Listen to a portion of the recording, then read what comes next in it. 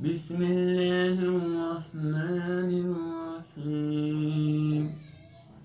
لم يكن الذين كفروا من أهل الكتاب والمشركين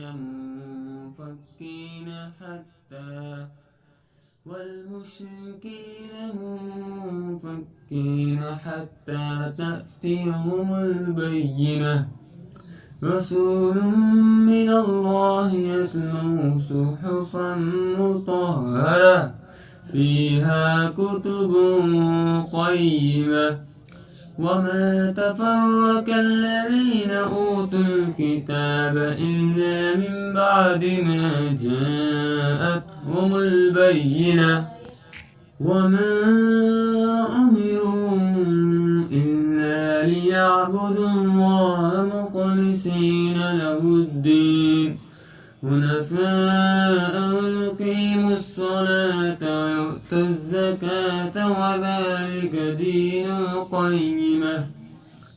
إن الذين كفروا من أهل الكتاب والمشركين في نار جهنم خالدين فيها أولئك هم شر البرية.